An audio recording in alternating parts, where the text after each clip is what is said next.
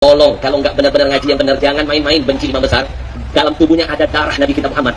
Dalam kitab As-Sawa'iq, saya mau meneteskan air mata. Ada sebuah hadis Nabi pernah bersabda, siapa yang berbuat baik kepada anak cucuku, lalu anak cucuku belum mampu membalas kebaikannya di dunia, maka izinkan aku, kakeknya, akan menanti dia di hari kiamat. Aku yang akan membalas kebaikannya. Paham nggak maksud hadis ini? Berlaku sebaliknya. Kalau dihubungkan berlaku hadis sebaliknya, siapa yang berbuat kejahatan dengan anak cucuku, lalu anak cucuku tidak sempat membalas semua kejahatannya di dunia, maka dengarkan aku, kakeknya akan membalas semua kejahatannya nanti pada hari kiamat. Kalau sudah Nabi yang marah begitu, kita mau cari pertolongan dari siapa?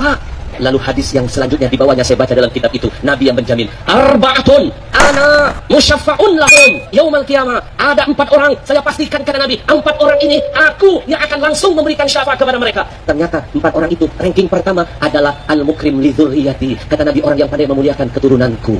Lalu bagaimana nasib orang yang menghina para habaib, yang enggak ngakuin habaib, mimpi dapat syafaat dari kakeknya, mimpi. Assalamualaikum warahmatullahi wabarakatuh. Bismillahirrahmanirrahim. Allahumma sholli ala sayyidina Muhammad wa ala alihi wa sahbihi ajmain, amma ba'du. Ja'alana min ahlil khair was sa'ada fid dini wad dunya wal akhirah. Amin. Allahumma amin. Saya doakan siapapun Anda, setuju tidak setuju dengan konten saya, semoga kita semua menjadi orang-orang yang di dunia ini beruntung, di akhirat juga berbahagia. Amin. Allahumma amin. Apa yang bisa kita saksikan dari cuplikan tadi itu adalah narasi seorang Habib yang mungkin sudah lama tetapi tiba-tiba naik lagi di YouTube. Itu berkaitan dengan menghormati keluarga Nabi atau Ahlul Bait, lalu ditarik secara spesifik menghormati, menyayangi para habaib. Saya bagi pembicara ini kepada 2 hal. Yang pertama, mengkritisi bagian-bagian yang saklek langsung, yaitu tentang hadis itu. Orang ini membawakan hadis yang ada dalam kitab As-Sawa'iq Al-Muhriqah karya Ibnu Hajar Al-Haythami. As-Sawa'iq Al-Muhriqah itu artinya petir yang membinasakan, yang menghanguskan. Ada falsafah sederhana, orang membawakan hadis itu, apalagi sudah dikaitkan dengan ulama, artinya diambil dari kitab ulama, itu harus jujur. Kalau ada keterangan-keterangan yang penting, harus disampaikan, jangan di-skip. Karena ini bicara tentang kredibilitas ulama yang meriwayatkan atau yang merilis hadis tersebut. Saya sudah kasih garis merah di situ. Yang pertama, hadis tentang barang siapa yang berbuat baik, manis tona'ah ya. Istona'ah itu berbuat baik kepada keluarga Nabi, tetapi keluarga Nabi tersebut belum sempat membalasnya, fa'alayya bimukafaatihi, maka saya yang akan membalas. Itu satu poin. Saya tidak mau bicara tentang hadis ini nilainya dulu, karena di situ tidak dibicarakan apa nilainya. Kemudian, kalau kata Habib ini berlaku juga sebaliknya. Kalau berbuat kejahatan kepada para Habib, bahkan kalau bahasa dia kepada keturunan Rasul, maka aku yang akan membalas nanti di hari kiamat. Itu dari mana? Kok Nabi pendendam? Itu dari mana? Apa kita diajarkan punya Nabi yang mendendam begitu? Ini kan akal-akalannya mafhum mukhalafah. Kalau ada orang berbuat baik kepada keluargaku, belum sempat balas, aku yang akan balas. Apa mesti kalau ada yang jahat kepada keluargaku, nanti aku yang balas juga? Ini memperformankan Nabi seperti pendendam. Padahal secara hadis di mana itu? Satu. Yang kedua, mungkin maksud dia adalah diharamkan surga kepada orang yang dolim kepada keluargaku. Ya, sebagai kebalikannya. Cuma kan beda. Kalau sudah bicara diharamkan surga, itu kan Allah. Bukan urusan Nabi Muhammad. Nabi Muhammad tidak bisa menghalalkan surga, menghalalkan surga. Maksudnya diharamkan itu tidak akan masuk surga. Itu hak Allah. Nggak ada orang yang berhak memasukkan orang ke surga, ke neraka. Itu pun ada tambahannya. Wazada Tsa'labi fi riwayatin, dan ditambahkanlah oleh Imam As-Tsa'labi dalam satu riwayat, yaitu Allah mengharamkan orang masuk surga kalau dia menyakiti dzurriyyah Nabi. Apa komentar Ibnu Hajar? Fi sanadihi kadzdzab, tetapi dalam sanad yang ada tambahan ini ada orang yang pendusta. Berarti hadisnya kalau periwayatnya pendusta apa? Itu penting Pak untuk disampaikan kalau Anda bicara hadis. Jangan ingin mendoktrin lalu membabi buta. Ya, itu penting sekali ya. Ini masih bagian kita kritis keilmuannya. Yang kedua, ketika membawakan hadis 4 golongan. Mana hadisnya dibaca ana musyaffa. Musyaffa itu beda dengan syafi. Hadisnya itu ana syafi'un. Arba'atun ana syafi'un atau ana syafi'un yaumal qiyamah. 4 orang yang aku memberikan syafaat. Perhatikan, kalau syafi memberikan syafaat itu secara bahasa saja. Artinya aku akan memintakan syafaat kepada Allah. Karena syafaat itu artinya pertolongan. Nabi Muhammad sebagai syafi' artinya wasilah Allah menolong seseorang lewat permohonan Nabi. Itu namanya syafaat. Jadi dapat hak spesial. Orang ini saya mintakan kepada Allah pertolongan. Ya berupa ampunan, berupa apa. Makanya orang itu dapat syafaat saya namanya. Saya menjadi wasilah, orang itu dapat syafaat dari Allah. Pertolongan. Itu syafi'. Kalau musyafa' itu sudah pasti. Artinya saya sudah dipilih oleh Allah untuk menolong orang ini. Namanya musyafa'. Jadi man yaqbalullahu syafa'atahu.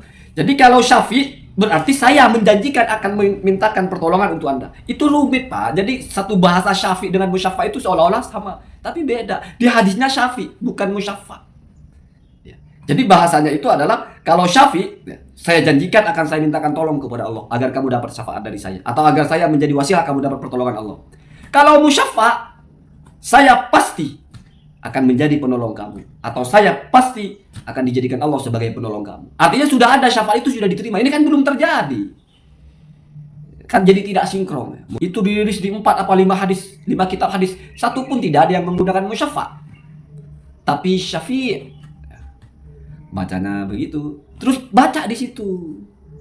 Hadisun dhaif, hadisnya lemah. Akhlak kita bicara hadis, ini menisbatkan kepada Rasulullah. Anda baca coba. Kalau hadis lemah, jangan kita gas qala Rasulullah. Kenapa? Karena masih dipersepsikan dan persepsi yang lemah ini berasal dari Rasulullah. Itu namanya dhaif. Sepertinya berasal dari Rasulullah. Sepertinya. Itu namanya dhaif. Makanya ada batasan dhaif itu. Kalau bicara hukum halal haram tidak boleh dipakai. Kenapa? Karena tidak boleh kita menghukum halal haram dengan hadis yang sepertinya. Atau ada indikasi ini dari Rasul. Tapi lemah. Menurut persepsi yang lemah ini dari Rasul. Walaupun tidak bisa dipastikan ini bukan dari Rasul. Ada 1, 2, 3 unsur yang kok sepertinya dari Rasul. Lemah. Kila waqalah, katanya ini dari Rasul. Makanya kalau mau baca hadis Nabi itu, kalau lemah itu, sebutkan dalam hadis dhaif. Begitu ya, begitu. Kecuali kalau sahih. Kalau Rasul sahih gas. Biar kita itu mendengarkan sesuatu itu nggak langsung dipatok dengan harga terbaik. Padahal barangnya nggak yang terbaik. Ini dari Rasulullah. Rasulullah bersabda. Tidak tahu kalau hadisnya hadis lemah. Begitu Pak, begitu. Terus yang terakhir, yang paling penting. Taruhlah itu semua hadis nggak ada masalah. Betapa istimewanya keturunan Rasulullah itu. Siapa yang menolong keturunan Rasulullah di dunia? Orang itu tidak sempat membalas. Aku yang akan balas. Ini akan membuat kita itu nggak ada masalah. Kita punya uang 1 miliar, kita kasih mereka semua. Mereka butuh apa? Kita kasih. Karena yang 4 itu, yang Allah, yang Rasul itu syafi'un lahum, menjanjikan. Itu yang pertama adalah yang al-mukrim lidzurriyyatihi, menghormati. Yang kedua al-mubdi li hawaijihi, memberikan mereka memenuhi kebutuhan-kebutuhan mereka, mensupport, memfasilitasi. Ada juga di situ ketika mereka terdesak atau ada keadaan-keadaan sulit lalu membantu, termasuk itu juga. Yang terakhir al-muhibbu bil qalbi wa bil lisan, mencintai secara hati, secara lisan. Itu 4. Kemudian apalagi yang pertama itu? Ya, kalau ada orang yang benci keturunanku diharamkan surga baginya. Apa yang paling penting di sini? Yaitu objeknya ini sebagai dzurriyyah Rasulullah berarti bukan posisi yang sembarangan. Karena konsekuensinya luar biasa. Ini berarti sangat penting untuk diperhatikan. Maka sangat wajar kalau ada orang yang bertanya-tanya, ini beneran nggak dzurriyyah Rasul? Kenapa? Karena posisi Anda sebagai dzurriyyah Rasul itu nanti konsekuensinya luar biasa. Artinya kalau ditelaah secara mendalam, poinnya itu adalah status sebagai dzurriyyah Nabi itu penting sekali. Sehingga ketika ada orang yang mau memverifikasi itu ya jangan dianggap sesuatu yang di luar kebiasaan atau melanggar kaidah, enggak. Karena saking pentingnya. Sama dengan emas itu mahal. Maka ada nilainya, kadarnya, karatnya berapa, ini yang berapa. Ada alat ukurnya, ada alat tesnya untuk memastikan ini emas murni atau bukan. Beda dengan seng, beda dengan besi, beda dengan apa? Kawat. Nggak ada alat tesnya, ini kawat asli apa enggak. Murah. Ada alat untuk ngetes ini besi asli atau enggak? Ya mungkin ada, tapi nggak terkenal, nggak biasa. Orang kalau sudah lihat, oh besi ya sudah, mau itu palsu lah, nggak ada urusan. Kamu mau beli besi apa? 1 truk itu nggak pernah kamu cek mana yang palsu, nggak ada. Tapi kalau kamu beli emas, jangankan 1 truk. Kamu beli emas 1 kilo, kamu harus tahu persis itu emas asli. Kenapa? Karena mahal. Dzurriyyah Nabi itu mahal. Kenapa mahal? Ya tadi itu konsekuensinya. Yang membantu, yang mencintai. Jaminannya nanti dimintakan syafaat oleh Rasulullah. Yang menyakiti ancamannya masuk neraka, diharamkan surga. Itu kan nggak main-main begitu Pak. yang berbuat baik kepada mereka, kalau mereka tidak sempat balas, Rasul yang akan balas. Kita berbuat baik kepada orang mungkin tidak begitu. Artinya berbeda. Ketika sesuatu yang berbeda dalam artian spesial, maka benar-benar harus asli. Berarti kan logis toh. Logis ketika ada orang yang ingin tahu ini asli apa bukan. Kan begitu ya. Allahumma hdina ada sabil. Assalamualaikum warahmatullahi wabarakatuh.